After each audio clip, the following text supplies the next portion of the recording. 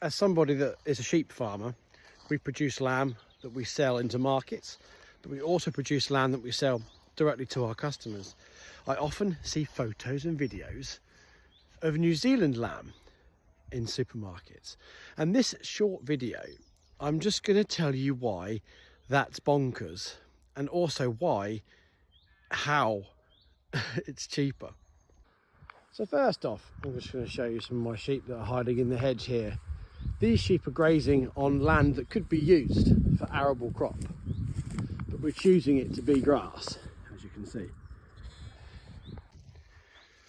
This land is more expensive in general to upkeep, to need to get a return from, and sometimes more expensive to drill as a grass field, to treat if you're going to be putting certain pesticides or nitrates on the soil. In New Zealand, it's more like hill farming. Economies of scale come into it, so they can pile a lot more lambs on the hills in New Zealand, rougher terrain, with less input costs than a farmer can in this country. So in the UK, some farmers will do creep feeding, which adds an extra level of cost to the lamb, but gets it to a certain size, a certain weight, and a certain fat content quicker. This again comes at a cost. Another difference that actually makes British and New Zealand lamb meet slightly more in the middle is New Zealand lambs are smaller. So there is also the misconception of it being a lot cheaper when it's not. It's actually just different in size. So you might buy 2 thumping great lamb chops from an English butcher or a British butcher and think to yourself, it costs, I don't know, £6, £8 for 2 chops, give or take, right? You go into a supermarket and you can buy 4 New Zealand lamb chops for the same price, and you think 2 chops cost double basically from Britain than they would from New Zealand, but the chops were probably significantly bigger in size.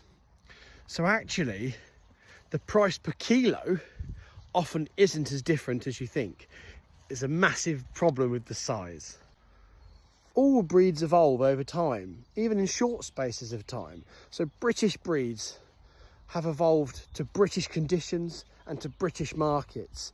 Size, strength of the animal, muscle density, and we do like scores here where you score the animal for certain characteristics.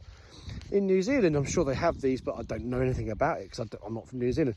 But what I do know is the lambs are smaller because they are a different breed and they haven't evolved to the markets of this country. They're evolved to the markets of where they currently are.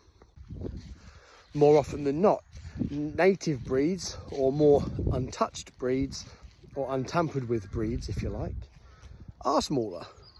It's only us humans interfering that create larger animals by natural selection, by looking at certain genetics and trying to look for certain characteristics that we want in our food. So this is something that obviously hasn't been done in New Zealand lambs because a lot of the time they're not as big. So I've given you some interesting insights into the differences, but the biggest one of all might just be supermarket and trade deals. They can get them shipped over here for incredibly cheap prices, whereas British lambs have to be bought on market price in this country. Whereas if there's a big trade deal going on or big shipments of frozen lamb, they can probably get incredibly decent deals.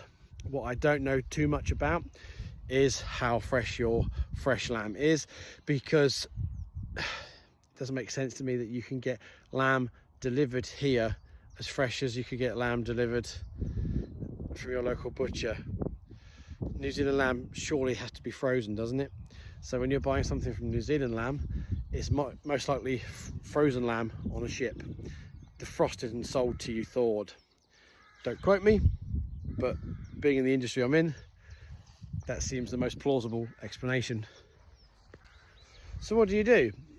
New Zealand lamb is cheaper on the shelves. Pound for pound, probably, yeah. But does that mean it's better? No, It doesn't mean it's better. It's probably great in New Zealand, the same as British lamb's great here in Britain. I think what we really need to be looking at is past price,